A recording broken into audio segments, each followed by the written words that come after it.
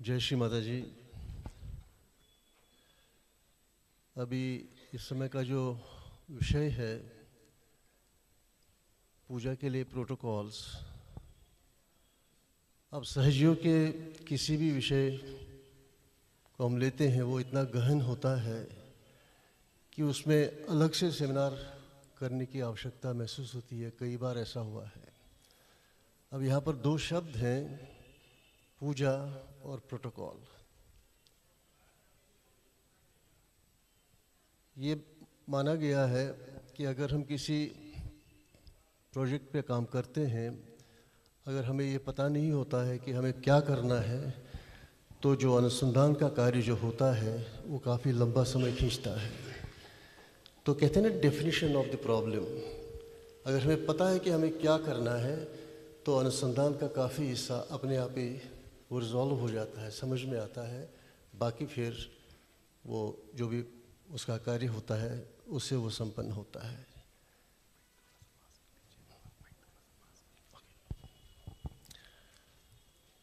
तो सबसे पहले हम पूजा पर आते हैं, जिसके लिए प्रोटोकॉल बन गए हैं। श्री माता जी ने समय समय पर हमको इसके बारे में ज्ञान दिया है। जो आम धारणा है समाज में पूजा के लिए,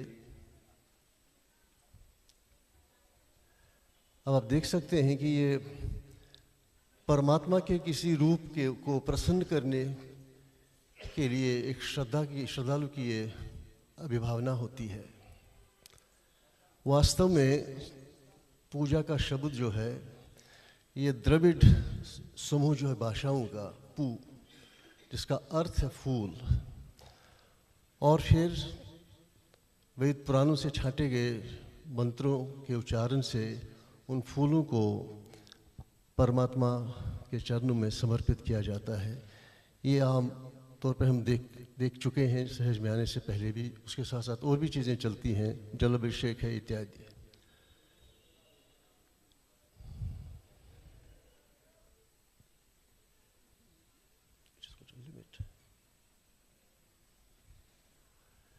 अब देखिए सहयोग में पूजा का महत्व क्या है।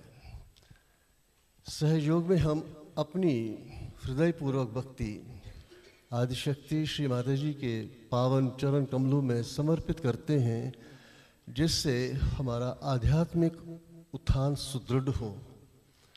सहयोग में हम पूजा का अर्थ नितांत गहन है। ये आम पूजा नहीं है जो हम संसार में करते हैं, जिसका जिक्र श्री माता जी ने अपनी अमृतवाणी द्वारा हमको उसके बारे में बहुत कुछ ज्ञान दिया है। उतना तो हम नहीं समय बता पाएंगे, लेकिन जो मुख्य बिंदु हैं ये हमारे चित्त में सदा स्मरण में रहना चाहिए। ये कुछ बिंदु हैं कि अगर हम पूजा में जा रहे हैं, जैसे कल पूजा है, हमारी तैयारी क्या है, या उसके पीछे जो सूक्ष्म बातें हैं जो श्री माता जी ने बताई हैं वो क्या है। अब देखिए, एसेंस ऑफ पूजा, तत्व कहें या मूलसार कहें जो है सहयोग में पूजा का, वो क्या है। ये श्री माता जी की वाणी के शब्द हैं, ये हमारे नहीं हैं। उन्हें बताया है कि अब पूजा का तत्व ये भी है कि हम अपनी भौतिक जड़ता, मतलब मटेरियल ग्रॉसनेस, जो हमारा जड़वाद पे ज़्यादा चित्त रहता है, अपनी ओर ध्यान कम देते हैं, उसको कैसे दूर करें। तो पूजा से ये हमको काफ़ी लाभ मिलता है उसको दूर करने के लिए। जब हमें अपने लिए कोई पदार्थ चाहिए होता है, कोई मटेरियल चाहिए होता है, तो हमें ये जान लेना चाहिए कि ये हमको परमात्मा द्वारा दिया गया है। अगर ये समझ हमारी हो, क्योंकि परमात्मा ने ही मैटर भी बनाया है, ठीक है, सब कुछ परमात्मा का है। मान लीजिए कि हम परमात्मा को एक फूल देते हैं। देखिए, अब सूक्ष्म लेवल पे हम जा रहे हैं। श्री माता जी को अब जब हम फूल भेंट करते हैं तो क्या होता है, उससे मूलाधार चक्र जो है प्रबुद्ध हो जाता है, ठीक है। इसी तरह से जैसे पूजा में है और सामग्री अर्पित करते हैं, उनका अपना अपना अर्थ है, वो समय नहीं बताने का। तो हमारे चक्रों में ये उस पर प्रभाव डालता है।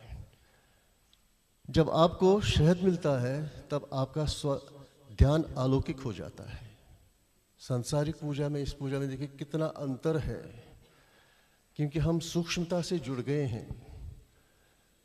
तो हमको इसे परमात्मा को क्यों देते हैं? आखिर परमात्मा को कुछ नहीं चाहिए, लेकिन परमात्मा भोगता है। ये एक और बहुत ही गहन बात है, ये हमको समझना चाहिए। क्योंकि हम आनंद नहीं लेते, परमात्मा आनंद लेते हैं। हम कहते हैं ना कि आप ही करता है, आप ही करविता है, आप ही भोगता है, ठीक है। तो आप ही भोगता नहीं है, जैसे माँ ने कहा है, आप उसका आनंद नहीं लेते हैं, परमात्मा उसका आनंद लेते हैं। अब देखिए कैसे परमात्मा हमारे आत्मा में प्रवेश करके हमको आनंदित करता है। इस पूजा के माध्यम से माँ कहते हैं आनंद लेने वाला परमात्मा है। जब परमात्मा वहाँ है तो आनंद लेता है, वो है आत्मा। ये आनंद हमको यहाँ पर आता है क्योंकि ये परमात्मा का प्रतिबिंब है। बुद्धि से पाया हुआ आनंद नहीं है, आत्मा से पाया हुआ आनंद हमको प्राप्त होता है पूजा के माध्यम से। दूसरी बात कहते हैं पूजा के बारे में हमको समझ होनी चाहिए, ठीक है। तो श्री माता जी क्या कहते हैं, अब पूजा के लिए ये समझना होगा कि बिना बोध के पूजा का कोई अर्थ नहीं है, बिना एनलाइटनमेंट के कोई अर्थ नहीं है पूजा का। क्योंकि आप अनन्य नहीं है, मतलब आप यूनिक नहीं हैं, तो इसलिए हमको प्रबुद्ध होना ही पड़ता है।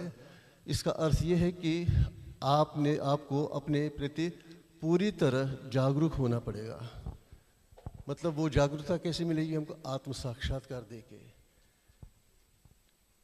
देवी की पूजा पूरा जगत करता है, लेकिन आदिशक्ति की पूजा करने का अधिकार जो है केवल सहयोगियों को है। ये इतनी गहन बात है।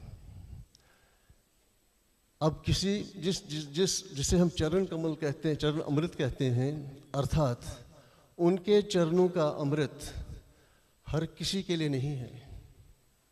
जैसे भी बताया गया कि देवी की पूजा सब करते हैं, आदिशक्ति की पूजा नहीं करते हैं और कोई बिना सिवाय सहयोग के।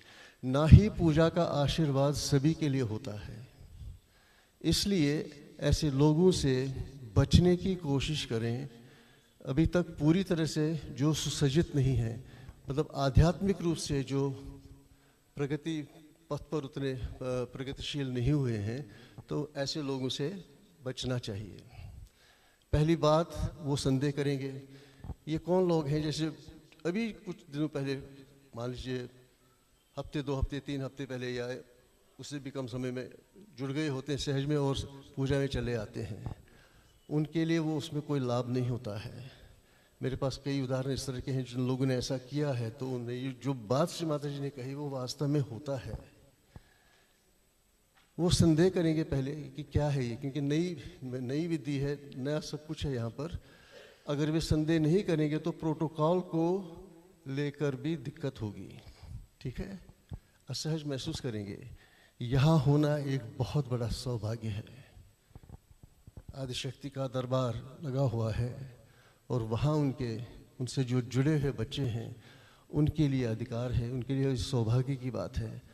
और ये विशेष अधिकार हर व्यक्ति को नहीं दिया जा सकता है। विशेष अधिकार मैंने प्रिविलेज, ये इन्हीं के अधिकार है। हम जमाना चाहते हैं कि हमें पूजा में जाना ही है, नहीं। ये एक विशेष अधिकार है आत्म साक्षात्कारियों के लिए। इसको हमें समझना चाहिए। अब पूजा से क्या होता है, ये हमको सक्रिय करती है, नए मतलब दायरे में ले जाती है। पूजा वास्तव में एक सक्रियता लाने वाली चीज़ है। ये आपको सक्रिय करती है, ये आपको दूसरे दायरे में ले जाती है। वस्तुतः ये चमत्कारी है, ठीक है। एक बार जब आप पूजा कर लेते हैं तो आप अपनी शांत स्थिति में और अधिक उभर सकते हैं। ये एक और गहन बात है कि जब हम साइलेंस में चले जाते हैं, साइलेंस में मैं नहीं हूँ, वो स्थिति जब हम पाते हैं, उस साइलेंस में ही हम हमको शक्तिशाली श्री माता जी बनाती हैं। पूजा का ये महत्व है, ये जो हम माँ के चरणों में जो समर्पित करते हैं। लेकिन इसके लिए बहुत ही आवश्यक है कि हम अपने यंत्र को तैयार रखें। ये नहीं कि हम उठे, दफ्तर से आए, चले आए पूजा के लिए, या सामूहिक ध्यान में नहीं जाते हैं, घर पर ध्यान नहीं करते हैं, चले आए पूजा के लिए या हवन के लिए कि मेरा वहाँ पर उद्धार होगा। ऐसा नहीं है। देखिए श्री माता जी ने क्या कहा है। वो हमको बता रही हैं कि पहले आपको अपने भीतर उन देवी देवताओं को उनकी पूजा करके जगाना होगा, ठीक है, जो अभी तक सोए हैं, परंतु इन देवताओं के रूप में जो उनके साथ हैं, हम उनकी पूजा करते हैं और उनमें हर देवता जागृत होता है, जिससे हमारे देवता जागृत होते हैं। देखिए कितनी जुड़ी हुई बात है। तो पहले हमको वाइब्रेशंस प्राप्त करने के लिए सुधार करना चाहिए। अब अगर कहीं आकाशवाणी हो रही है, प्रसार हो रहा है प्रोग्राम का, ये एंटीना ही ठीक नहीं है, तो यहाँ पर प्रसारण क्या होगा, उसको हम रिसीव ही नहीं कर पाएंगे। ऐसी बात है। अगला बिंदु है ये हाईएस्ट प्रायोरिटी, मतलब सर्वोच्च प्राथमिकता। वो क्या है? अगर आपको पूजा में कुछ प्राप्त करना है तो आपको इसे सर्वोच्च प्राथमिकता देनी होगी। यदि आप इसे सर्वोच्च प्राथमिकता नहीं देते हैं तो ये काम नहीं करती है, इट डजंट वर्क। यदि आप इसे हल्के में लेते हैं तो ये काम नहीं करती है। वो पूजा एक अनुष्ठान बन जाती है। फिर हम पूजा में गए लेकिन प्राप्त कुछ नहीं हुआ ज़्यादा। एक और पॉइंट है ब्लेसिंग्स ऑफ पूजा। पूजा का आशीर्वाद क्या है? हम सब जानते हैं, महसूस भी करते हैं, बाहरी पेंट होती है ये, लेकिन इसका असर अंदर तक आता है। पूजा एक बाहरी पेंट है, परंतु आपको ये समझना चाहिए कि आपको पूजा और उसके प्रसाद का फल या आशीर्वाद कैसे मिलता है। एक पूजा या एक प्रार्थना आपके हृदय से निकलती है, मंत्र आपकी कुंडलिनी के शब्द हैं, लेकिन अगर पूजा हृदय से नहीं की जाती है या कुंडलिनी को मंत्रों के उच्चारण के साथ नहीं जोड़ा जाता है तो वो पूजा एक अनुष्ठान बन जाती है। माने कई बार अपनी प्रवचनों में कहा है कि जब भी हम मंत्रोच्चारण करते हैं, अंदर से एक सहज प्रयास होना चाहिए कि कुंडलिनी की शक्ति भी उन मंत्रों के उच्चारण के साथ साथ जुड़ जाए, तब लाभ अधिक होता है। This is very important point. Recognition, पहचान श्री माता जी के प्रति। श्री माता जी ने कहा है कि सहज योग मेरा एक पहलू है, हमें उनको समर्पित होना है, तभी हम प्रगतिशील हो सकते हैं। मान लीजिए समझने के लिए यदि श्री माता जी के 100 पहलू हैं तो अभी हम एक पहलू में ही सेटल नहीं हुए पूरी तरह से। उनके 99 पहलू क्या हो सकते हैं? पूरा दैवत्व जो ब्रह्मांडी स्केल है उससे भी बड़ा, उस पर हमारी शायद हमारा चित्त नहीं गया है, ठीक है। तो माँ ने कहा है कि जिन्होंने अभी तक मुझे पहचाना है नहीं है वो धन्य नहीं हो सकते, they will not be blessed. क्योंकि पूजा तो ये भेंट तो है बाहरी की, लेकिन असर इसका अंदर आता है। अब जब हमने उनको पहचाना ही नहीं कि इनकी पूजा हम कर रहे हैं तो उस पूजा का कोई औचित्य नहीं बनता। वो गोल गोल घूमेंगे, इसलिए पहचानना आवश्यक है। एक बार शायद स्विट्जरलैंड में श्री माता जी ने एक ऐसे इन्फॉर्मल मीटिंग थी सहयोगियों के बीच में, तो उन्होंने कहा व्हाट्स योर कंपल्शन इन सहज योगा। कई लोगों ने कुछ जवाब दे दिए, लेकिन एक सहयोगी ने बहुत क्लोज आ गई, तो माँ ने उनको बताया नहीं बेटा ये नहीं है, आपको मुझे पहचानना है। अब एक पहचान के भी 2 हिस्से हैं, 2 पहलू हैं, एक तो यहाँ से एक तो यहाँ से। हमें माँ को यहाँ से पहचानना है क्योंकि यहाँ पर माँ का प्रतिबिंब आत्मा के रूप में भी बैठा हुआ है, ठीक है। तो ये पहचान हमारे लिए बहुत इम्पॉर्टेंट है। और दूसरी बात श्री माता जी कहे सहज योग में जब हम परमात्मा को चाहते हैं तो पहचान ही एकमात्र पूजा है। पूजा का सार केवल रिकॉग्निशन में श्री माता जी ने बताया है, मतलब सहज का भी सहज बना दिया है, लेकिन बहुत गहन है। अथाह सागर की गहराई से भी ज़्यादा इसका गहन अर्थ है जो श्री माता जी ने अपनी समृतवाणी में बताया है।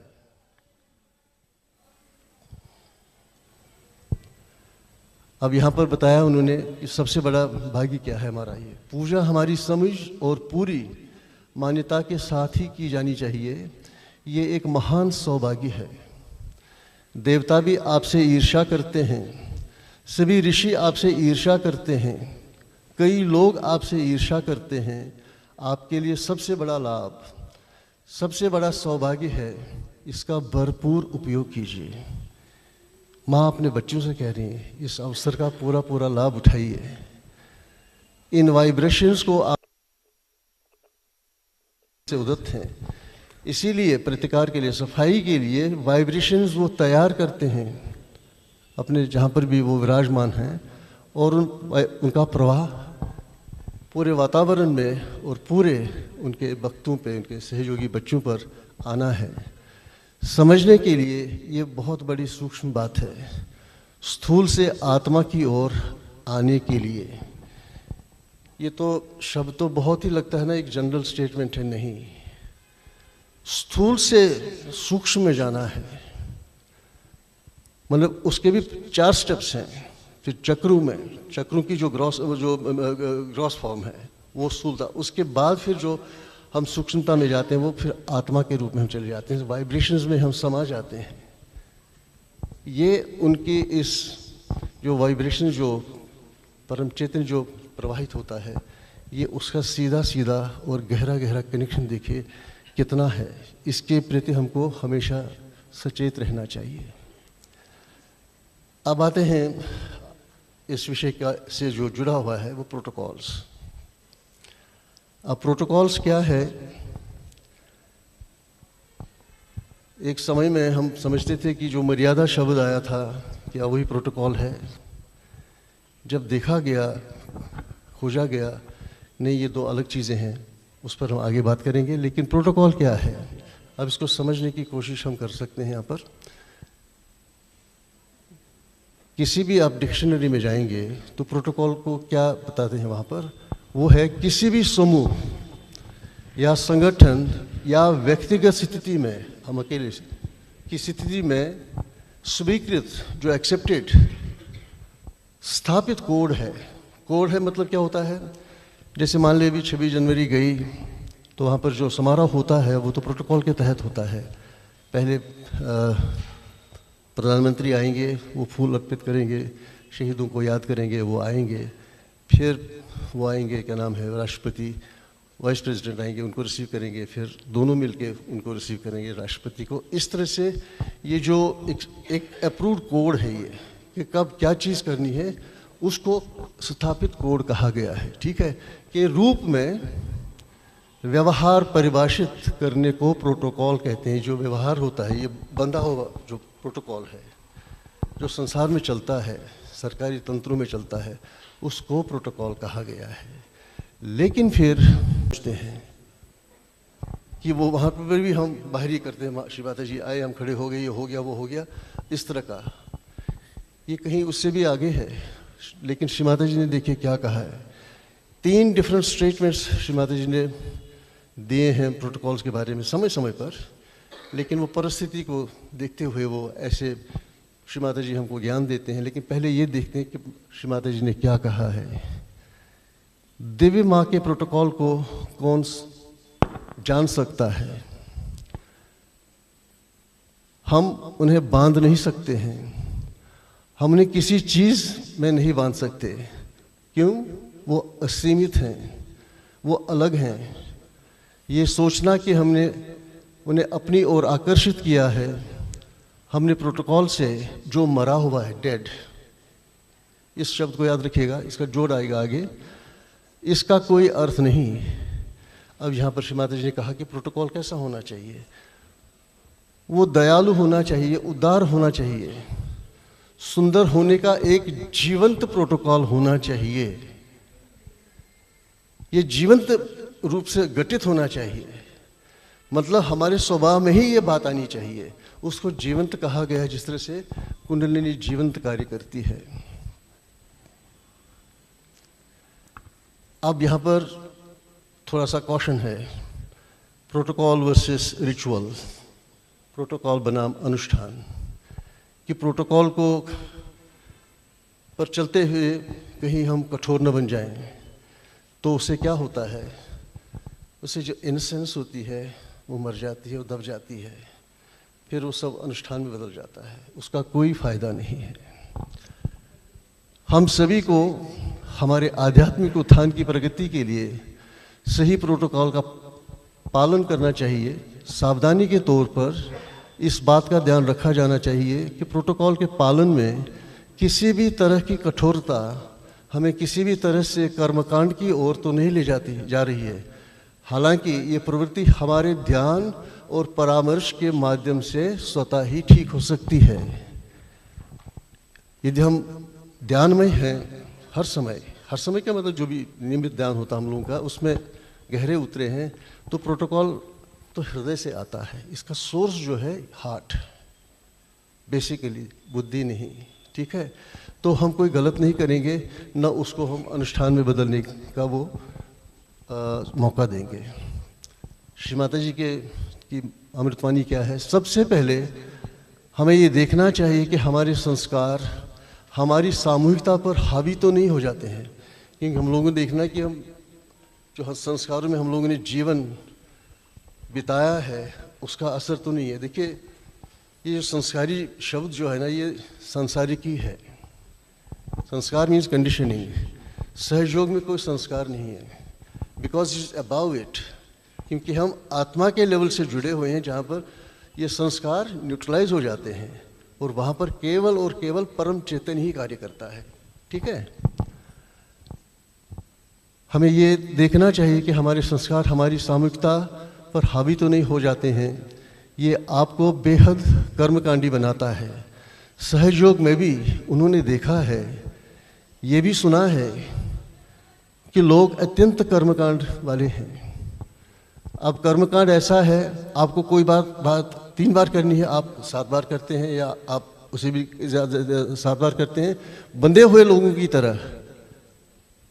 मैंने कुछ सहयोगी को उन्होंने ऐसा करते हुए देखा है कि अगर 3 बार करना है तो कोई 7 बार करता, तो कोई क्या फर्क पड़ता है। तो वो एक कठोरता नहीं आनी चाहिए हमारी सोच समझ में। इसलिए एक प्रोटोकॉल और कर्मकांड के बीच का अंतर समझना चाहिए। एक मासूम बच्चा, देखिए यहाँ पर गणेश तत्व की बात आ गई, इनोसेंस की बात आ गई, जो श्री माता जी हमको बता रहे हैं। एक मासूम बच्चा प्रोटोकॉल जानता है। आप देखते हैं बच्चों के लिए, जो बहुत ही मासूम बच्चे हैं, पूजा सब कुछ कर्मकांड नहीं है। ये हार्दिक, क्योंकि हृदय से आता है। आप इसे हृदय से महसूस करते हैं, पूजा कैसे करें, अपना प्यार कैसे दिखाएं। Protocol is all to express our love for each other and for the divine. अब हम आते हैं जो बिंदु पहले छुआ गया था, प्रोटोकॉल और मर्यादा में क्या फ़र्क है। श्री माता जी के प्रति हमारे हृदय से उत्पन्न, हृदय से, सोर्स इज दिस, आध्यात्मिक व्यवहार के निष्ठापूर्वक पालन को प्रोटोकॉल कहते हैं, ठीक है। सहयोगियों के बीच शुद्ध संबंधों की सीमाओं के पालन को मर्यादा कहते हैं। वो सीमाएं क्या हैं हम सब जानते हैं, लेकिन जैसे ऐसी गोष्ठियाँ होती हैं तो हम क्या करते हैं, वी रिविजिट दैट, जो श्री माता जी ने हमको कहा उसको याद करने की कोशिश करते हैं कि हमारी मर्यादा जो है एक भाई बहन की है, इसको मेंटेन करना है। इसके बारे में श्री माता जी ने बहुत ज्ञान दिया है, ठीक है। तो अब जैसे संसार में लेडीज इस साइड बैठते हैं और जेंट्स इस तरह से बैठते हैं, लेकिन एक समय आ गया था कि सहयोगी में भी इस चीज़ का ध्यान न होते हुए भी सब मिक्सअप होता था। ये देखा है हमने। इस तरह से जो व्यवस्था है बैठने की माँ के सम्मुख, ये मराठी पद्धति की है देन। जो कि उच्च पद्धति मानी जाती है कई मामलों में आध्यात्म को लेके। ठीक है, मर्यादा को बनाए रखना प्रोटोकॉल का हिस्सा है, जैसे भी बताया। इस प्रकार दोनों के बीच का अंतर बहुत स्पष्ट है। अब हम पूजा के प्रोटोकॉल के लिए आएंगे, संक्षिप्त में बताएंगे इसमें क्या है। अब देखिए, अभी तक तो उन्हें माँ ने कहा कि आपका प्रोटोकॉल मरा हुआ है, परंतु यहाँ पर वर्ड ऑफ कॉशन है हमारे लिए। श्री माता जी ने क्या कहा है पूजा प्रोटोकॉल को लेके, थोड़ी सी समझ विकसित की जानी चाहिए कि इस अवतरण का एक प्रोटोकॉल है और आपको इसे उपेक्षित करने का प्रयास नहीं करना चाहिए, इसको इग्नोर नहीं करना चाहिए, उल्लंघना नहीं चाहिए। श्री माता जी ने कहा है, अगर संक्षिप्त पूरे सहयोग के बारे में कहें तो माँ ने कहा है, protocol is the essence of सहज योगा। यदि हम प्रोटोकॉल पर चलते हैं तो हमारी आध्यात्मिक प्रगति सुनिश्चित है। इतनी बड़ी बात कह गई हैं श्री माता जी। ये 1983 आज से 40 वर्ष पहले बात श्री माता जी ने की है। तो इसमें क्या है कि हमें अपने आध्यात्मिक विकास को पूरा करने और आत्मा के आनंद लेने में मदद प्राप्त करने के लिए पूजा के गहन पहलुओं के बारे में बार बार स्वयं को याद दिलाना चाहिए। ये स्मरण हमेशा ताज़ी रहनी चाहिए। ये प्रोटोकॉल्स को लेके इतनी संवेदनशीलता इसके साथ जुड़ी हुई है जो हमारे हित के लिए ही है। हमें घर और साप्ताहिक सामूहिक ध्यान में नियमित होना चाहिए और पूजा में दिव्य वाइब्रेशंस के प्रति ग्रहणशील रहने के लिए सहज विधियों द्वारा अपने यंत्र को शुद्ध करना चाहिए। ये कुछ प्रारंभिक पॉइंट्स हैं इसके लिए, लेकिन अब पूजा के पॉइंट वाइज हम आएंगे। मुख्य बिंदु जो हैं उसके सबसे पहले है वेशभूषा, हमारा ड्रेस। सहज योग में कोई ड्रेस कोड नहीं है, परंतु ये गरिमामय होना चाहिए। श्री माता जी की दिव्य उपस्थिति में योगिनियों को साड़ी, अधिमानता मैंने प्रेफरेबली सूती या रेशमी हो, पहनने के लिए प्रोत्साहित किया गया है, क्योंकि ये उन्हें प्रसन्न करता है। कल नारी शक्ति पर यहाँ पर कार्यक्रम हुआ था, तो वहाँ पर साड़ी के बारे में भी बताया गया था कि हमको साड़ी पहननी चाहिए। श्री माता जी ने साड़ी के बारे में बहुत ज्ञान दिया है। ये ज्ञान ऐसा है कि मतलब क्षितिज मतलब खुल जाते हैं। जो श्री माता जी ने कहा है, हिमालय है ना, ये पर्वतों की श्रृंखमाला है। इसमें 4 स्टेजेस हैं, मतलब तो ये श्रृंखमाला है उसकी, हिमालय की। तो माँ ने कहा है ये पार्वती जी की साड़ी के फोल्ड्स हैं। कहाँ शक्ति को हिमालय के साथ जोड़ा गया है। और इतना बता दें आपको, हमारे हाथ एक ऐसी चीज़ लगी है जहाँ पर अनुसंधान किया गया है कि साड़ी, इसके कितने लाभ हैं, ये क्या क्या कार्य करती है, परसेंटेज के हिसाब से बताया गया है उसमें। और ये लाओस, कंबोडिया से लेके थाईलैंड, इंडोनेशिया से लेके हमारे भारतवर्ष में ये पुराने समय से यही वेशभूषा होती थी हमारे बहनों की। ठीक है, पूजा एवं अन्य सहज योगियों में योगिनियों मतलब युवाओं और वयस्कों द्वारा किसी भी स्किन फिटिंग और फैशन परस्त या बिना आस्तीन के कपड़ों का उपयोग नहीं किया जाना चाहिए। ये बहुत ही महत्वपूर्ण बात है। एक समय था जब बीड में एक सहयोगी दिखता था। आज के युग में, आज के समय में कहना चाहिए, ये इतना आसान नहीं हुआ है। स्किन फिटिंग पर आजकल रिसर्च चल रही है और ये पाया गया है कि ये काफ़ी बीमारियों का जनक बना है। एक उदाहरण बताता हूँ मैं। सिडनी में एक बाज़ार में, सिडनी सेंटर में, जैसे कनॉट प्लेस है दिल्ली का, एक लड़की जा रही थी तो अचानक गिर पड़ी वो। तो उसकी खुशकिस्मती थी, पास में एक मेडिकल क्लिनिक था, वहाँ पर उसको ले गए। वहाँ पर लेकिन वो डॉक्टर जो था बड़ा बुद्धिमान था, very intellectual type of person, समझदार था वो। उसने कुछ नहीं किया, उसको उसने लिटा दिया। उसको स्टडी किया ये गिर क्यों गई। फिर बाद में देखा भाई उनका ब्लड प्रेशर देखें, सब कुछ देखें, लेकिन कपड़े इतने टाइट हैं कि वो हो भी नहीं सकता है। फिर उसके कपड़े को काटा गया, ठीक है। तब जाके जब वो फ्री हो गई तो थोड़ी देर तक भी ऐसे ही रखा गया। उसके बाद वो खड़ी हो गई, उसको होश आ गया। तब उससे पूछा कि पहले कभी हुआ था, कह लगे नहीं। ये तंग कपड़े कब से पहन रही हो, बता दिया। तो उसको उस बीमारी का नाम अलग है, और भी कई बीमारियों का ये कारण है। ये नर्व्स को बेंड करता है। हम सहयोगी के लिए क्या करता है ये, इसमें लिखा गया है ना कि आस्तीन। श्री माता जी ने इसके लिए हमको खबरदार किया है। जो आस्तीन है, यहाँ पर भी हमारे 2 चक्र हैं, शीर्ष चक्र है और ये हमारा ललित चक्र है, ठीक है। ये ढकने के लिए हम हाफ स्लीप पहनते हैं, जैसे श्री माता जी। श्री माता जी हमारे जीवन में आध्यात्मिक हो या सांसारिक हो, आदर्श पार एक्सलेंस उसको कहना चाहिए। जो माँ को पसंद है वही हमें पसंद होना चाहिए, ठीक है। एक बार श्री माता जी ऑस्ट्रेलिया में थे, मेलबर्न एयरपोर्ट पे फ्लाइट का कुछ समय था, सहयोगी थे वहाँ पर। तो बीच वहाँ पर बातचीत चल पड़ी थी, तो ड्रेस को लेके बात चल रही थी। तो श्री माता जी ने कहा कि हाँ, कुर्ता पजामा योगीज़ के लिए और लेडीज़ के लिए जो है योगिनी के लिए साड़ी, ये ही हमारा फैशन है।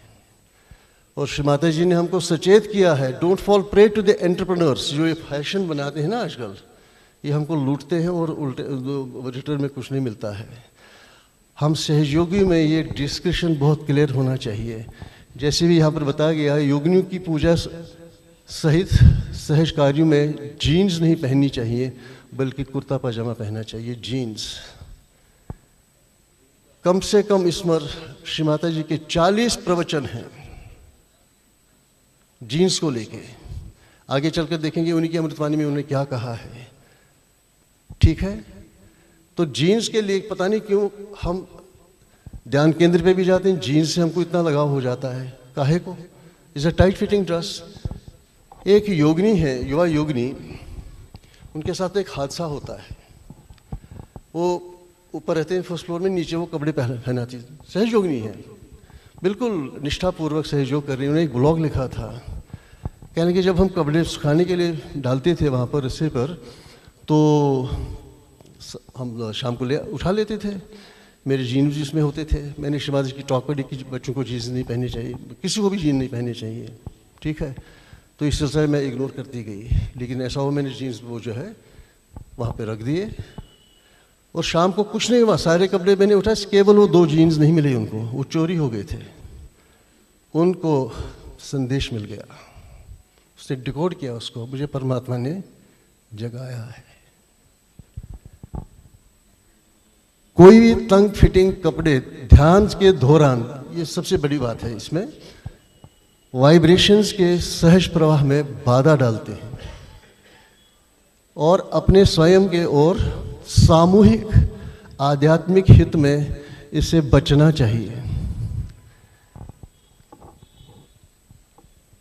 बच्चों को भी ठीक से तैयार होना चाहिए, न कि जिस तरह से आधुनिक दुनिया चल रही है। ये तंग फिटिंग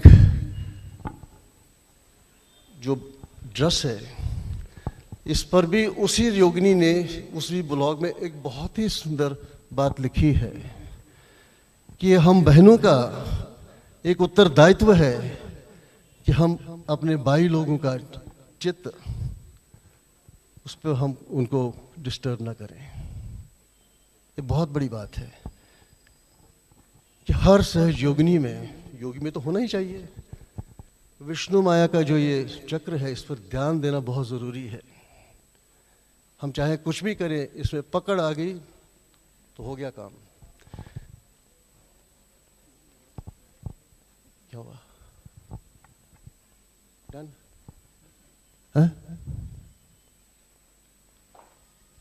बेशुशत आ गई।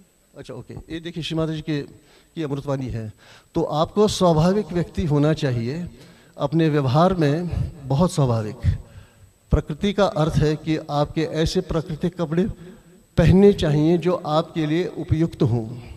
आप जिस भी देश के हैं आपको वो ड्रेस पहननी होगी जो इस अवसर के लिए आपको उपयुक्त लगे। पोशाक ऐसी होनी चाहिए जो उपयोगिता के साथ साथ गरिमा के लिए भी हो। यहाँ पर एक बात का ध्यान रखना है, अब यहाँ तो हम धोती कुर्ता पहनते हैं या पजामा कुर्ता पहनते हैं, अब ये साइबेरिया में तो हम नहीं पहन सकते ना।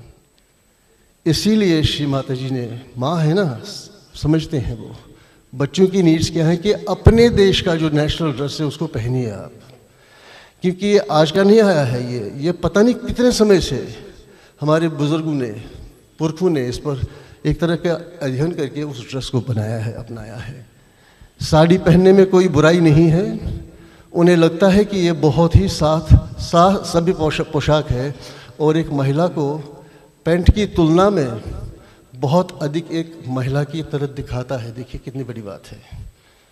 जीन पहन के महिला नहीं दिखते हैं, आप जब साड़ी पहनते तो आपके अंदर जो गरिमा फिर झलकती है, उसकी बात श्री माता जी ने की है। और वो जीन्स और उस तरह की चीज़ें यही वो संस्कृति है जिससे आना है, जिसकी बात मैं भी कर रहा था।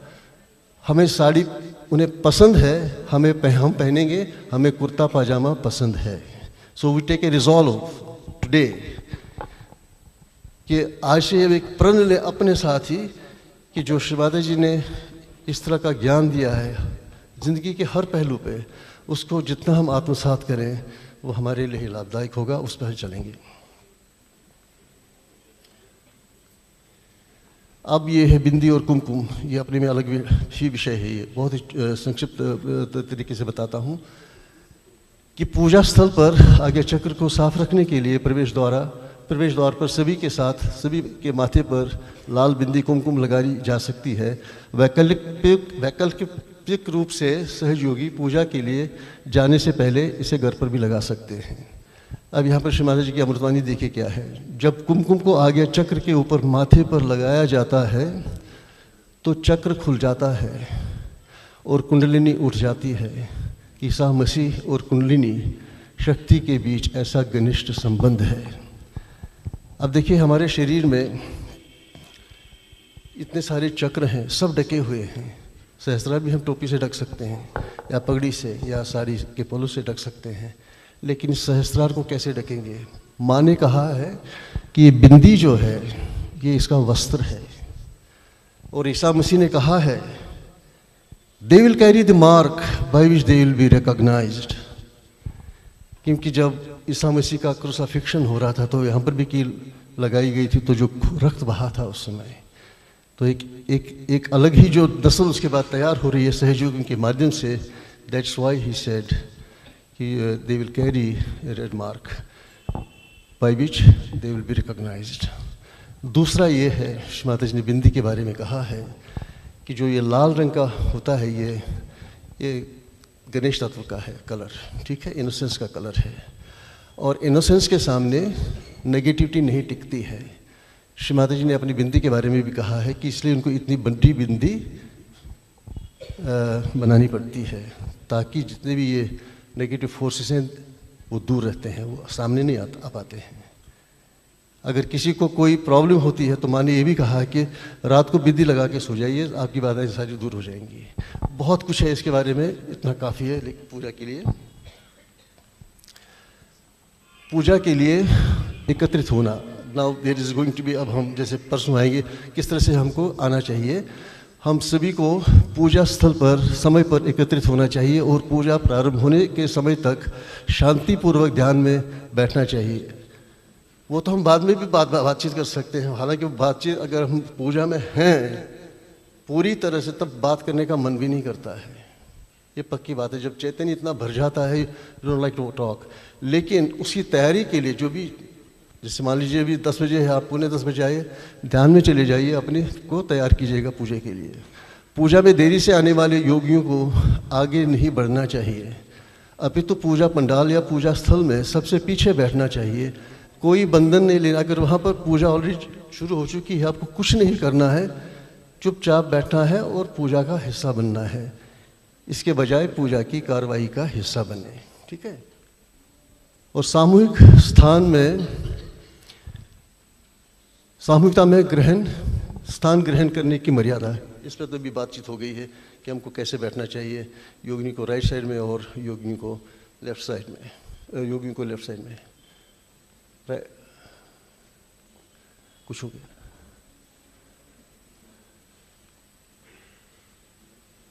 अब ये बच्चों की देखभाल, आज अभी प्रोग्राम हुआ था, यहाँ बच्चों के लिए भी श्री माता जी ने जो कुछ हमको बताया है, ज्ञान दिया है, तो माता पिता को बच्चों को पूजा के महत्व के बारे में शिक्षित करा जाना चाहिए और उन्हें याद दिलाना चाहिए कि सामूहिक माहौल में शांति कैसे व्यवहार करें। बच्चों को पूजा के दौरान देवताओं और अन्य योगियों के प्रति सम्मान दिखाने के लिए खुले में घूमने, चिल्लाने और खेलने की अनुमति नहीं दी जानी चाहिए, क्योंकि जब आप संवेदनशील उस स्तर पर आते हैं तो अगर बीच में इस तरह से डिस्टर्बेंस आती है, वो डिस्टर्बेंस आ जाता है। पूजा पंडाल या पूजा स्थान पर कोई फास्ट फूड या शोर करने वाले रैपर के पैकेट सामान नहीं ले जाना चाहिए। इससे पूजा का शांत वातावरण भंग हो जाता है और आसपास के सहयोगियों को परेशानी होती है। ये माता पिता का एक दायित्व है, ये उनकी जिम्मेदारी है। ये पूजा से पहले कुछ भोजन करें। एक मुहावरा बना है, खाली पेट भजन न होई गोपाला। इस मुहावरे के पीछे भी कहानी है, समय होता तो बताते, बड़ी इंटरेस्टिंग कहानी है वो। लेकिन अगर खाली पेट होता है तो फिर हम थोड़ा पूजा बैलेंस में नहीं रहते हैं। ठीक है, क्योंकि प्रक्रिया तो चलती रहती है पाचन की, कुछ तो होना चाहिए पेट पे। हम हल्का सा नाश्ता कर सकते हैं, क्योंकि हम पूजा के समय के लिए कुछ देर समय बैठ सकते हैं, इसलिए पहले से ही हल्का सा भोजन कर लेना चाहिए।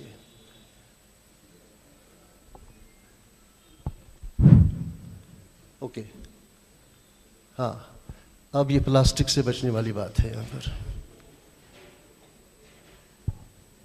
पहले इसको देखें, उसके बाद कुछ कहें। जहाँ तक संभव हो प्लास्टिक्स के बने सामान को पंडाल या पूजा स्थल में ले जाने से बचें, क्योंकि ये प्राकृतिक है, अप्राकृतिक है और वाइब्रेशंस को रोकता है, हिंडर करता है। ठीक है। कोई प्राकृतिक धातु से बनी पानी की बोतल ले जा सकते हैं। इसी तरह प्राकृतिक रेशों से बने कैरी बैग्स को सिंथेटिक सामग्री के स्थान पर प्राथमिकता दी जानी चाहिए। ये श्री माता जी ने इस विषय पर हमको बहुत ज्ञान दिया है, लेकिन हमने ये अनदेखा हो गया है, इस पर हम लोग का चित्त ही नहीं गया है। शायद हम लोग एक सूत्री कार्यक्रम पर ज़्यादा फोकस कर रहे थे, वो है आत्म साक्षात्कार, आत्म साक्षात्कार, आत्म साक्षात्कार। श्री माता जी ने कहा है कि आपको केवल ध्यान तक सीमित नहीं होना, न केवल आपको आत्म साक्षात्कार तक सीमित होना है। आपको जो एजुकेशन मिलती है उसको कैसे आप यूज़ करेंगे, वो वाली बात है। और उन्हें ये भी कहा है कि दुनिया में जितनी भी समस्याएं हैं वो केवल और केवल आध्यात्मिक लोग ही उसको ठीक कर सकते हैं, दुरुस्त कर सकते हैं। इस विषय में भी थोड़ी देर में आता हूँ। इसको पढ़ते हैं यहाँ पर। और हमें प्लास्टिक का उपयोग नहीं करना चाहिए। हमारे कपड़ों में भी बचने की कोशिश करें और साथ ही खाना भी प्लास्टिक में नहीं खाना चाहिए। आप इसे कागज़ के में खा सकते हैं। कागज़ ठीक है, क्योंकि ये है जिसे आप कहते हैं कि लकड़ी है, मतलब लकड़ी से तो कागज़ बनता है। प्लास्टिक कांटा और प्लास्टिक चम्मच से। और इस देश में प्लास्टिक बहुत ज़्यादा है, सावधान रहें, क्योंकि प्लास्टिक परमात्मा विरोधी है। और इससे आगे देखिए श्री माता जी ने क्या कहा है, ये मानव जीवन विरोधी है, ये जैविक विरोधी है, जो प्रक्रिया विरोधी है। इसलिए जहाँ तक हो सके प्लास्टिक से बचें, उस पर सावधानी बरतें। ठीक है। अगला क्या है, ये 2016 में एक राष्ट्रीय सेमिनार हुआ था देहरादून के पास। उसमें जो गिफ्ट बैग दिया गया था, उसमें इस चीज़ पर चित्त आ गया था श्री माता जी ने क्या कहा है आखिरकार इस भूत तत्व के लिए। आश्चर्य हुआ ये जान के पंचमहाभूत हैं, केवल 4 ही एक्टिव थे और 5वां एक्टिव हो गया जब सहयोग की शुरुआत हो गई है, वो है भूतत्व। और भूतत्व का हम दोहन देख रहे हैं, किस तरह से मानव अपनी लालसा में क्या क्या करता है। तो उस पर काफ़ी विस्तार पूर्वक बताया गया। हालांकि फिर भी ये एक अटेंशन डाइवर्टर है कि इस पर भी सहयोगी को अटेंशन आना चाहिए। नेशनल ट्रस्ट द्वारा एक ये प्रकाशन है, इसको आप प्राप्त कर सकते हैं अगर प्रिंट में है, नहीं तो इसका PDF भी अवेलेबल है, उसको पढ़ना चाहिए। उसमें ये बताया गया है कि व्यक्तिगत रूप से, सामूहिक रूप से, नेशनल लेवल के रूप से, अंतर्राष्ट्रीय लेवल के रूप से किस प्रकार से हम धरती माता की देखभाल करते हैं, क्योंकि ये गणेश सिद्धांत पर आधारित है। ठीक है। अब यह है नए साधकों को पूजा में शामिल न करना। इसको तो छुआ गया था हल्के में, लेकिन यहाँ थोड़ा और बताया गया है। नए साधकों को जो अभी तक सहयोग साधना में स्थिर नहीं हुए हैं, उन्हें पूजा में सम्मिलित होने के लिए प्रोत्साहित नहीं करना चाहिए। पहला ये उनके लाभ के लिए नहीं होगा, क्योंकि उन्होंने अभी तक श्री माता जी के दिव्य स्वरूप को नहीं पहचाना है। और दूसरा, ये पूजा में सामूहिक स्तर पर वाइब्रेशंस को प्रभावित करता है। हालांकि नए साधकों को पूजा के अवसर पर श्री माता जी का आशीर्वाद प्राप्त करने के लिए घर पर ध्यान करने के लिए प्रोत्साहित किया जाना चाहिए। जब वे कम से कम 6 महीने नियमित सामूहिक ध्यान में बिता चुके हों तो ही उन्हें पूजा में सम्मिलित करें। यहाँ तो ये हम पहले इसका पालन कड़ाई से करते थे, दिल से करते थे। गणपति पूले में जो लोग हाल में जुड़े होते थे, उस साल उनको हम साथ में नहीं ले जाते थे। अगले साल वो तैयारी होती थी, भूख बढ़ जाती थी, तो वहाँ से तो वो धुल के आ जाते थे और सहज के जीवन में फिर आगे प्रगतिशील हो जाते थे। इसमें उन्हीं का हित है। और इसमें भी जो है श्री माता जी ने क्या बताया है, एक थोड़ा सा कॉशन है इसमें। आमतौर पर हम लोगों को पूजा में तब तक आने की अनुमति नहीं देते हैं जब तक कि वे सहयोगी स्थापित नहीं हो जाते हैं, क्योंकि कभी कभी अगर वे आपके अधपके होते हैं तो ये उन्हें इस तरह से अधिक नुकसान पहुंचाता है कि वे इसके बारे में संदेह करने और सोचने लगते हैं। माता जी के शब्द हैं, उनकी वाणी के अगले शब्द हैं, केवल वे लोग जिन्हें आप सोचते हैं कि वे उन्हें पहचानने में सक्षम हैं, केवल उनको पूजा में ला सकते हैं। आपको उन सभी की आवश्यकता नहीं है। पूजा में भी आपको विवेक होना चाहिए, किसी को इसके बारे में क्रूर नहीं होना चाहिए, लोगों को संभालने में समझदार और चतुर होना चाहिए। मतलब अगर कोई साधक है, हाल में जुड़ा है, वो भी पूजा में आना चाहता है, तो वहाँ पर हमको क्रूर नहीं बर्ताव करना चाहिए। जो कोऑर्डिनेटर होगा वहाँ पर उनको ये बताया जा सकता है, उसको तत्व से। देखिए, सहयोग को तो हम यहाँ से समझते हैं, लेकिन करते हैं इससे, तत्व से। ठीक है, तो वहाँ कोई तर्क वितर्क नहीं होता है। तो उनको बताना चाहिए कि आपके लाभ के लिए ये है कि आप उस समय घर पर ही ध्यान में बैठिएगा तो लाभ होगा।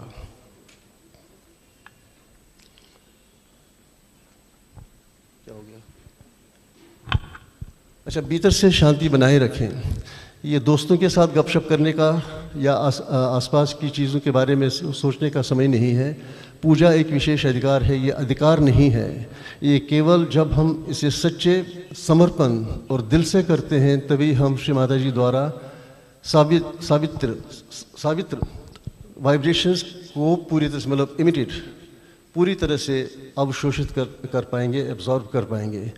ये अवधि पूजा शुरू होने से ठीक पहले वो क्षण है जब हम उनसे प्रार्थना करते हैं कि वे हमारा ध्यान भौतिक संसार के पहलुओं से हटा दें और इसे हमारे सहस्त्रार की वास्तविकता में स्थानांतरित करें, स्टेशन करें। हमारी ये प्रार्थना होनी चाहिए उस समय श्री माता जी से। हमारा कलेक्टिव अटेंशन यहाँ पर होना चाहिए, should be station here on top of our head Sahasrara. अब माँ कहते हैं यहाँ पर, लेकिन पूजा में आपको सोचना बंद कर देना चाहिए, संदेह नहीं करना चाहिए, विचार नहीं करना चाहिए, तब आपको इसका सबसे अच्छा लाभ मिलेगा। आंखें बंद रखें या नहीं, श्री माता जी ने कहा है अपनी वाणी में कि जब वो इस पृथ्वी पर अवतरित हुई हैं उससे पहले ये सारी व्यवस्थाएं बन गई थी। फोटोग्राफ था, वीडियोग्राफी थी। केवल एक ही अवतरण है जो संपूर्ण अवतरण है, उनके वास्तविक चित्र हमारे पास हैं। कितने सौभाग्यशाली हैं। श्री कृष्ण को किसी ने देखा, श्री राम को किसी ने देखा नहीं देखा, काल्पनिक है वो जो चित्रण है उनका, किसी आर्टिस्ट द्वारा किसी डिस्क्रिप्शन पे आधारित है वो। लेकिन यहाँ पर तो स्वयं श्री माता जी का ये चित्र है। पूजा की प्रक्रिया के दौरान जब साकार रूप था श्री माता जी का इस पृथ्वी पर, ये सलाह दी गई थी कि पूजा प्रक्रिया और श्री माता जी के को देखते हुए आंखें खुली रखनी चाहिए। ठीक है, we should be part of the proceedings that are happening before Shri Mata ji eight lotus feet. ठीक है, हालांकि निराकार रूप में वो अभ्यास जारी रखा जा सकता है, परंतु यदि कोई साधक उस अवस्था को प्राप्त कर लेता है जहाँ पूजा के दौरान वो श्री माता जी के निर्मल प्रेम में डूब जाता है, मतलब पूर्ण निर्विचार अवस्था, आंखें बंद करना सहज प्रक्रिया का हिस्सा बन जाता है। अगर हम ध्यान में ऐसे ध्यानपूर्वक आंखें बंद हो जाएंगी वो स्वाभाविक है, परंतु इसका अर्थ ये नहीं है कि हम पूजा के पूरे दौरान में हम आंखें बंद करके बैठेंगे, क्योंकि ये वहाँ पर हो रहा है, साकार में नहीं है, निराकार में माँ की पूजा हो रही है। इन बातों का ध्यान रखना है। ये फोटोग्राफी और वीडियोग्राफी, आजकल तो खैर हर एक जन वीडियोग्राफर भी बना है, फोटोग्राफर भी बना है, उसके हाथ में जो ये खिलौना है। लेकिन हमारे अंदर एक डिस्क्रिशन होना चाहिए, ये विकसित हमसा चक्र से डिस्क्रिशन होना चाहिए कि कब फोटोग्राफ लेना चाहिए और कब नहीं। ये कोई इवेंट नहीं है। यदि हमारे जो अभी बिंदु पे हम लोगों ने बातचीत की है, जिस उद्देश्य से हम यहाँ पूजा के लिए आए हैं, वो अगर पूरा हो जाता है तो वो हमारी उपलब्धि है। फोटोग्राफ तो वैसे भी मिल जाते हैं, कोई प्रोफेशनल फोटोग्राफ्स भी होते हैं। अब देखिए कल भी यहाँ पे लगा था एग्जीबिशन, आप जो भी लेना चाहेंगे। इसका अर्थ ये नहीं कि आप फोटोग्राफी के लिए न खड़े हो जाएं, ले सकते हैं। यहाँ पे क्या बताया गया है, जब हम पूजा की प्रक्रिया में होते हैं तो फोटो लेना, फोटो वीडियोग्राफी, वीडियो रिकॉर्डिंग करना एक अच्छा विचार नहीं है। ये कार्य आसपास के साथी सहयोगियों का ध्यान भटकाने के अतिरिक्त हमारा ध्यान बाहर की ओर ले जाता है, जो वांछित नहीं है, डिज़ायरेबल नहीं है, क्योंकि हम आध्यात्मिक उत्थान के उद्देश्य से पूजा में शामिल होते हैं। अगर किसी को तस्वीरें चाहिए होती हैं तो वो ध्यान के बाद ऐसा कर सकते हैं, जो आरती और संक्षिप्त ध्यान के बाद होता है। ये सब विवेक से होता है। पहले भी जो पूजा होती, जब मोबाइल का प्रचलन नहीं था, तो उस समय एक आवाज़ लगती है, एक अनाउंसमेंट होता था कि आप फोटोग्राफ ले सकते हैं, लेकिन उसमें भी भीड़ उमड़ती थी। क्या जो भी है उस समय वो व्यवस्था थी। तो इसका थोड़ा सा हमको थोड़ा क्या काफ़ी ध्यान रखना चाहिए।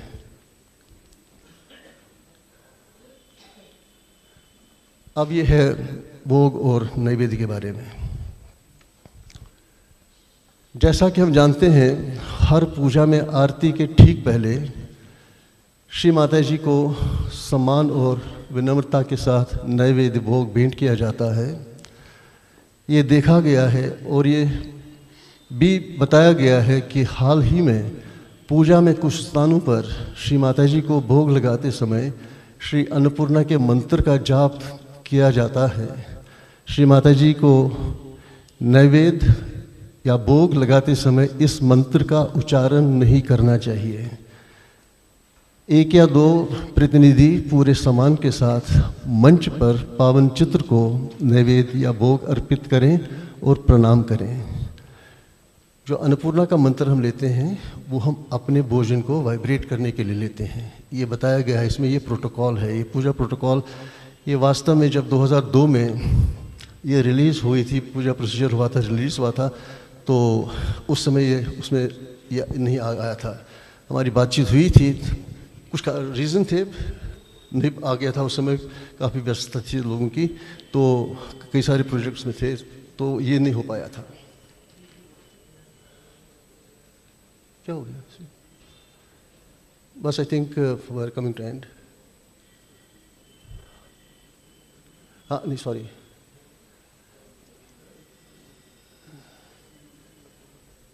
तो ये तो आगे तो श्री माता जी ने कहा है कि दूसरा, श्री माता जी को हम स्थानीय भोग तो लगाते हैं, ये तो देवी को जो भोग लगता है वो स्थानीय जो भी वहाँ की जो जिसको माना गया है कि ये परमात्मा को भेंट करना चाहे तो वो उसका भोग लगाया जाता है। लेकिन विशेषकर जिसके बारे में श्री माता जी ने कहा है कि भोग पूरन पोली या गुजराती में जिसको पूरन पूरी कहते हैं, श्री माता जी को भेंट नहीं करना है।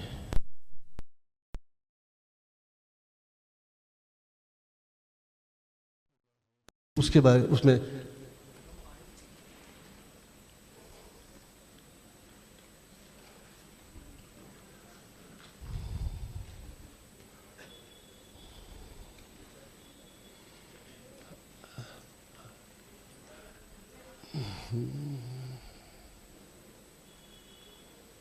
हो गया।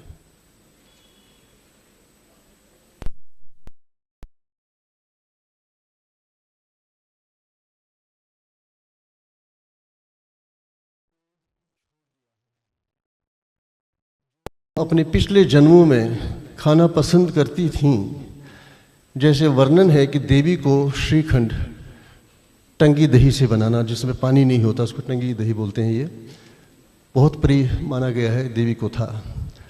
अब उन्होंने बिल्कुल नहीं वो नहीं खाती हैं।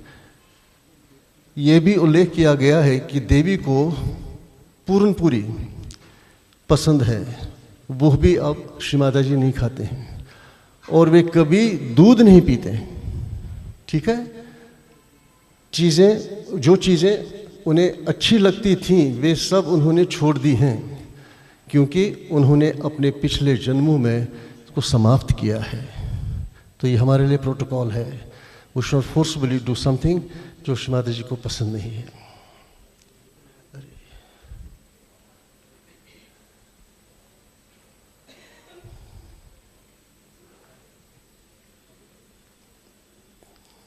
अब वेदी की तरफ जो ये हाथ उठते हैं, इसके लिए थोड़ा सा कॉशन है। जब हम आरती के बाद खड़े होते हैं तो जयकारा लगता है, तो हमारी हाथ की हथेली ऑल्टर की तरफ आती है। यह अधिकार बल्कि हमारा सौभाग्य है जब श्री माता जी का हाथ हमारी तरफ उठता है, आता है, ऐसे वो आशीर्वाद होता है। तो ये अनादर है अगर हम हाथ की हथेली इस तरह से करते हैं। बिल्कुल नहीं करना है, प्रार्थना में ही रहना है, अंदर की स्थिति में बने रहना है। जयकारा का हम आह्वान करते हैं, उसमें ध्वनि जोड़ेंगे अपने साथ, ऐसा होना चाहिए। और फिर संगीत की भूमिका, कहते हैं कि music is the carrier of vibrations, वो वाहक है। तो वेदिक ये हो गया है, क्या हो रहा है? अरे ये है, देवी को प्रसन्न के लिए पूजा के दौरान संगीत का भी एक महत्वपूर्ण भूमिका है। संगीत हमारी आध्यात्मिक गहराई और श्री माता जी को अपनी पूजा अर्पित करने की प्रसन्नता को बढ़ाने के लिए दिव्य वाइब्रेशंस का वहन करता है, carries the vibrations of Shri Mata ji to us. पूजा हमें दिव्य संयम और चित्त प्रदान करती है, जो माँ के पवित्र चरण कमलों में स्थिर रहते हैं। इस प्रकार पूजा के दौरान हमें उत्साहित नहीं होना चाहिए, नृत्य के लिए उठना नहीं चाहिए, क्योंकि हम दिव्य आनंद की स्थिति में हैं और श्री माता जी से बहने वाले वाइब्रेशंस का अवशोषण कर रहे हैं। कई बार मैंने भी देखा है, कुछ मतलब नए लोग होते हैं ना, तो वो जो वो अंदर से वो स्थिति ऐसी बनती है, वो अपने आप ही खड़े हो जाते, कोई नहीं कहता उनको। लेकिन पूजा में हम लोग नृत्य नहीं करते हैं, हमें स्वयं में ही अपने आप को स्थित करना है। I think we are coming to end, last वाला है शायद।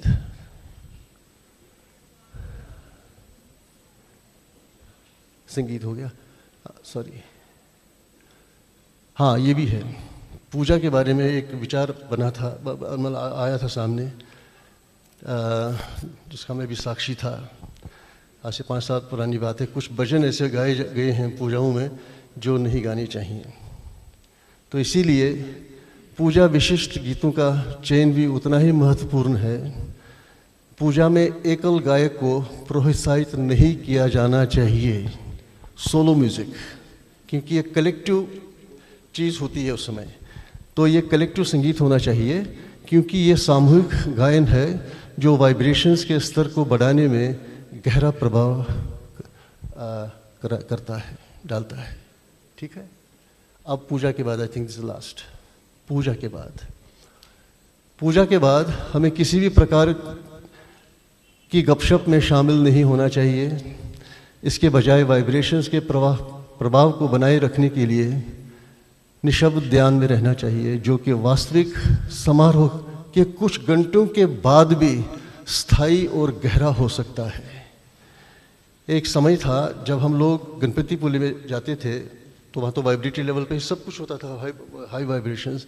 जब वहाँ से लौट के आते थे, वो खुमारी जो होती थी 10-10 दिन, 15-15 दिन तक बनी रहती थी। अगर उस भाव से हम पूजा में बैठें तो लाभ अनेक हैं, अधिक हैं। उसका वर्णन आप नहीं कर सकते हैं शब्दों में, सिर्फ महसूस कर सकते हैं। हो गया? ये तो हो गया, ये भी हो गया। पूजा के बाद इसके एक मिनट हो गया ना?